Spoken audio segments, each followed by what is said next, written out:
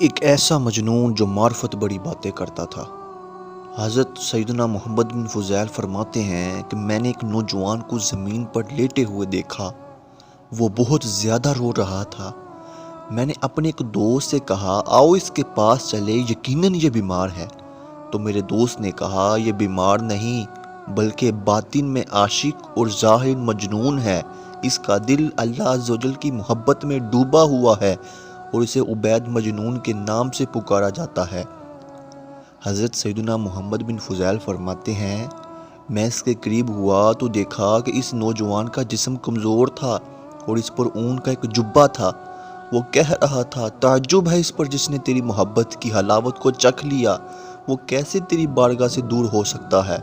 پھر وہ اسی بات کو دہراتا رہا یہاں تک کہ بے ہوش ہو گیا۔ میں نے اپنے دوست کو کہا اللہ عز و جل کی قسم، مجنون وہ ہوتا ہے جو اس مقام تک نہ پہنچا ہو۔ جب اس کو ہوش آیا تو پوچھنے لگا آپ مجھے کیوں دیکھ رہے ہیں؟ آپ نے کہا شاید آپ کو دوا کی ضرورت ہے جو آپ کو اس بیماری سے شفا یاب کر دے۔ اس نے کہا جس ذات نے مجھے اس بیماری میں مبتلا کیا ہے دوا بھی اسی کے پاس ہے، لیکن جو بھی اس بیماری کا علاج کرانا چاہتا ہے وہ مزید بیمار ہو جاتا ہے۔ میں نے کہا وہ علاج کیا ہے؟ تو اس نے بتایا کہ اس بیماری کا علاج حرام کو ترک کرنا، گناہوں کو چھوڑ دینا، گناہوں سے اجتناب کرنا، مراقبہ کرنا، رات کو نماز تہجد ادا کرنا، یہ اس بیماری کا علاج ہے۔ جب کہ لوگ سوئے ہوں اس وقت رات کو اٹھ کر قیام کرنا، رکوع کرنا، سجود کرنا۔ یہ کہنے کے بعد وہ بہت زیادہ رویا اور ہم بھی اس کے ساتھ رونے لگے۔ پھر ہم نے اس سے کہا ہم آپ کے مہمان ہیں، ہمارے لیے دعا فرمائیں۔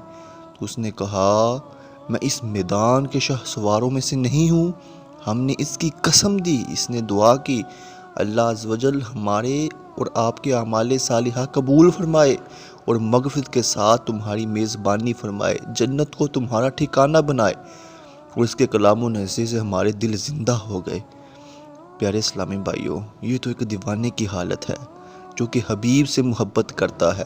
تو تم جیسے عقل مند اور دانا کا کیا حال ہونا چاہیے؟ تمہارا رب تمہیں بلاتا ہے لیکن تم جواب نہیں دیتے، تمہیں توبہ کا حکم دیتا ہے مگر تم توبہ نہیں کرتے۔ وہ چاہتا ہے کہ تم اس کی بارگاہ میں حاضر رہو اور تم ہو کہ ہر وقت غائب رہتے ہو۔ کب تک تم اپنی عمر ضائع کرتے رہو گے حالانکہ اس سے تمہیں کچھ نہیں ملے گا؟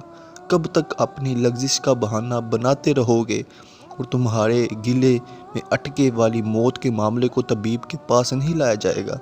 تمہاری ہلاکت و بربادی اس کی بارگاہ میں توبہ کے لیے جلدی کرو، وہ تمہارے قریب ہے۔ تم اس سے ہدایت و توفیق کا سوال کرو، غم و تنگی کو دور کرنے میں اسی کا قصد کرو کہ وہ اپنی بارگاہ کا ارادہ کرنے والے کو رسوا نہیں فرماتا، اور اس عمل کے ذریعے قرب حاصل کرو جو اس کو پسند ہو اور اس کی نافرمانیوں سے ڈرو، اس لیے کہ وہ حاضر ہے، غائب نہیں، اور اسی سے مانگو اس لیے کہ وہ اپنے مانگنے والوں کو عطا فرماتا ہے۔ اللہ تعالی ہم سب کو ہدایت کی توفیق عطا فرمائے اور سچی اور پکی توبہ گناہوں سے کرنے کی توفیق نصیب فرمائے۔ آمین آمین آمین۔